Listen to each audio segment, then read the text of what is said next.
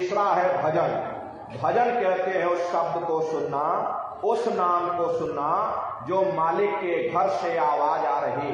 तो कैसे भजन करोगे, जरा अच्छी तरह समझ लीजिए। ये दोनों उंगली कानों में डाल करके ये कानों को बंद कर दीजिएगा।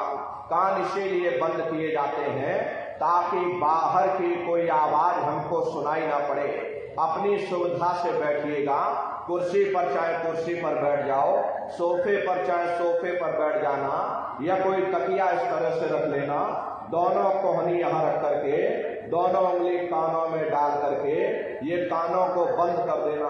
अब बहुत सी हमारी माताएं बहनें हैं, बूढ़े बुजुर्ग हैं, आपके घुटनों में दर्द होता है या रीढ़ की हड्डी में दर्द होता, आप बैठ करके भजन नहीं कर पाते हो तो आप लेट करके भजन करिएगा। ऐसे सीधे लेट जाना और लेटे लेटे आंख और कान को बंद कर लेना। मतलब तो आंख और कान को बंद करना है, चाहे लेट कर करो या चाहे बैठ करके करो, लेकिन इतना ध्यान रखिएगा कि कहीं लेटे लेटे हम सो ना जाए, इसलिए चेत करके बैठिएगा। यही कहा गया कि आंख कान मुख बंद कराओ, अनहद झिंगा शब्द सुनाओ। यानी पहले अपनी आंख को बंद करो, अपने मुख को बंद करो, ये दोनों उंगली कानों में डाल करके ये कानों को बंद कर लो और ऊंचे से ऊंचा ध्यान दे करके गौर से आवाज को सुनने की कोशिश करो। प्रेमी भाई बहनों, जब आप अपने कानों को बंद करके ऊंचा ध्यान दे करके सुनोगे तो आपको ऐसा अनुभव होगा कि कहीं सीटी जैसी आवाज हमारे कानों में गूंज रही है। इस तरह से सीटी जैसी आवाज शुरू में आप सभी को सुनाई पड़ेगी। शाम को अपने अपने घरों में जाकर के बैठिएगा, ये कानों को जरा बंद कर लेना और गौर से सुनिएगा तो सीटी जैसी आवाज सुनाई पड़ेगी। करना कुछ नहीं है, लेटे हो चाहे बैठे हो, बस आप उस आवाज को सुनते रहना और सुनते सुनते उसी में लीन हो जाओ। जब आप उसमें लीन हो जाओगे तो कुछ समय बाद में दोबारा आपको अनुभव होगा कि कहीं बड़ी दूर से एक महीन आवाज, घंटे और शंख की आवाज हमारे कानों में गूंज रही है। जैसे मंदिरों में घंटियां बजती हैं, टन टन टन टन, इसी तरह घंटे और शंख की आवाज सुनाई पड़ेगी। प्रेमी भाई बहनों, उसी घंटे शंख की आवाज को महात्माओं ने शब्द कहा। अरे आपकी धर्म पुस्तकों में लिखा है कि पोथी पढ़ पढ़ जग मुआ, पंडित भया न कोई, और 2.5 अक्षर प्रेम का पढ़े सो पंडित हुए। दुनिया वाले कहते हैं कि 2.5 अक्षर का मतलब प्रेम है, प्रेम नहीं है। प्रेम में तो मात्रा लगी हुई। यहाँ पर जिस 2.5 अक्षर का वर्णन उन महात्माओं ने किया वो है शब्द शा आदा बा और दा। उसी शब्द को महात्माओं ने नाम कहा। कलयुग केवल नाम आधारा, सुमेर सुमेर नर उतर ही पारा। कलयुग में केवल नाम का आधार है, वो नाम तुम्हारे अंदर दिन और रात फुनकारे दे रहा। तो उसी घंटे शंख की आवाज को महात्माओं ने शब्द या नाम कहा। उसी को मुसलमान फकीरों ने कलमा कहा। उसी को ईसा मसीह साहब ने वर्ड या लागस कहकर याद किया। उसी को गुरु नानक साहब ने अनहद वाणी कहकर याद किया। चीन में जो महात्मा हुए उन्होंने इसको ताओ कहकर याद किया और हिंदू महात्माओं ने इसे देववाणी आकाशवाणी कहकर के याद किया। उन अलग अलग महात्माओं ने अपनी अपनी भाषा में हम लोगों को समझाने की कोशिश की कि भाई वो घंटे शंख की आवाज तुम्हारे सबके अंदर गूंज रही, वो आपको सुनाई पड़ेगी। लेकिन शुरुआती समय में आपको ऐसा मालूम पड़ेगा कि कहीं बड़ी दूर पर घंटियां बज रही, टन टन टन, लेकिन सुनाई हरे को पड़ेगी। प्रेमी भाई बहनों, जब घंटे शंख की आवाज आपको सुनाई पड़ने लग जाए तब आप सीटी की आवाज को छोड़ देना और घंटे शंख की आवाज को पकड़ लेना, उसको आप सुनने लग जाना। जब आप उसको सुनने लग जाओगे तो वो आवाज धीरे धीरे बढ़ना शुरू होगी और बढ़ते बढ़ते इस कदर बढ़ेगी कि आपके रोम रोम में घंटे और शंख की आवाज गूंजने लग जाएगी। अरे बड़ी घनघोर आवाज होती है, बड़ी मधुर वो आवाज होती है।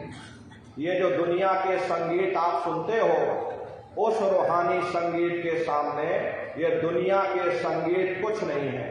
जब आप उस रूहानी संगीत को सुनोगे, इतना भारी आनंद आपके ऊपर छा जाएगा, इतनी खुशी आपको होगी, ऐसा नशा आपके ऊपर चढ़ जाएगा कि आप सारी दुनिया को भूल जाओगे। हरे प्रेमी भाई बहनों, शंकर भगवान को वही नशा चढ़ा था। शंकर भगवान कोई गांजा भांग नहीं पीते थे। ये तो हमने आपने शंकर भगवान को बदनाम कर दिया कि शंकर भगवान गांजा भांग पीते थे, चलो हम भी गांजा भांग पिएंगे। लेकिन नारियों, शंकर भगवान ने कभी गांजा भांग नहीं पिया। शंकर भगवान जिस नशे में लीन रहते थे, वो नाम का नशा था, वो ध्यान का नशा था, वो भक्ति का नशा था। जब आप उस आवाज को सुनोगे तो आपको भी वो नशा चढ़ जाएगा, क्योंकि उस आवाज में चुंबक है। जब आप उस आवाज को सुनोगे तो वो आवाज आपको अपनी ओर खींचेगी, और जब खिंचाव होगा तो जीवात्मा का फैला हुआ प्रकाश 9 दरवाजों से सिमटने लगेगा। अब ये 9 दरवाजे कौन कौन से हैं? देखो प्रेमी भाई बहनों, अच्छी तरह समझिएगा, ये बहुत बड़ा विज्ञान है। दुनिया का विज्ञान जब समाप्त हो जाएगा तो ये विज्ञान प्रारंभ होगा। तो 9 दरवाजे कौन कौन से हैं? 2 आंख, 2 कान, 2 नाक के श्राप, 1 मुंह और 2 मलमूत्र का रास्ता, ये शरीर के 9 दरवाजे हैं। सबसे पहला दरवाजा गुदा चक्र आता है। गुदा चक्र में गणेश जी वास करते हैं। गणेश जी वहां के मालिक हैं। ये 4 दल का कवल है, यहाँ पर पृथ्वी तत्व पाया जाता। उसके ऊपर इंद्री चक्र आता। इंद्री चक्र में ब्रह्मा जी वास करते हैं। ये 6 दल का कवल है, यहाँ पर जल तत्व पाया जाता। उसके ऊपर ये नाभि चक्र आता। नाभि चक्र में विष्णु जी वास करते हैं। ये 8 दल का कवल है, यहाँ पर अग्नि तत्व पाया जाता। उसके ऊपर ये हृदय चक्र आता। हृदय चक्र में शिव जी वास करते। ये 12 दल का कवल है, यहाँ पर वायु तत्व पाया जाता। हरे वास तो वो ऊपरी मंडलों में करते, लेकिन उनका प्रकाश, उनकी किरणें इन चक्रों पर पड़ती हैं। उसी के ऊपर एक कंठ चक्र आता है, यहाँ पर आद्या महाशक्ति की किरणें पड़ती। ये 16 दल का कवल है। और आज सबसे ऊपर तुम्हारी जीवात्मा सबसे ऊपर दोनों आंखों के मध्य भाग में बैठी है, जहां पर देवियां बिंदी लगाती हैं और पुरुष जहां टीका लगाते। ये बिंदी और टीका यहाँ पर इसीलिए लगाया जाता क्योंकि यहाँ जीवात्मा बैठी है, उसका श्रृंगार किया जाता। तो ये 10वां द्वार है जहां पर जीवात्मा बैठी हुई।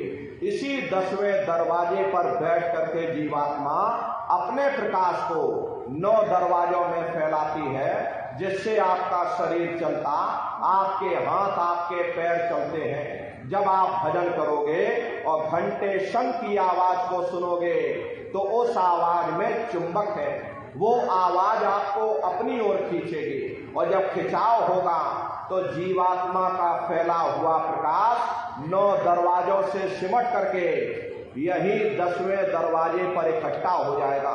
और जैसे ही यहाँ पर इकट्ठा हुआ, तुरंत शब्द जीवात्मा को खींच करके इस शरीर से बाहर कर देगा। फिर आप अपनी आंखों से देखिएगा कि हमारा शरीर ये है और हम ये खड़े। आप अपने शरीर से अलग हो जाओगे। जैसे चिड़िया होती है, चिड़िया घोंसले से निकल करके आसमानों की उड़ान भरती है और शाम को फिर अपने घोंसले में आ जाती। ऐसे ही तुम्हारी जीवात्मा इस शरीर रूपी घोंसले से निकल करके ब्रह्मांडों की सैर करेगी, देवी देवताओं के दर्शन करेगी और घूम करके फिर अपने शरीर में वापस चली आएगी। प्रेमी भाई बहनों, ये ब्रह्मा विष्णु महादेव जिनकी सारी दुनिया पूजा करती है, आप सभी लोग ब्रह्मा विष्णु महादेव की पूजा करते हो, लेकिन कभी आपने विचार नहीं किया भाई जिनकी हम पूजा कर रहे आखिर ये कौन है, ये कहाँ पर रहते हैं, ये क्या काम करते हैं, हर इनके माँ बाप कौन है। तो जरा संक्षिप्त में आप लोग समझ लीजिएगा कि किन किन मंडलों को पार करते हुए जीवात्मा अपने 5वें मंडल पर यानी कि सचखंड में पहुंचेगी।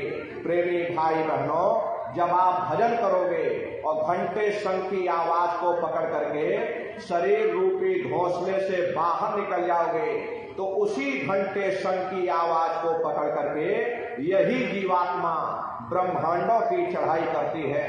पलक झपकते यह जीवात्मा खरबों योजन मील ऊपर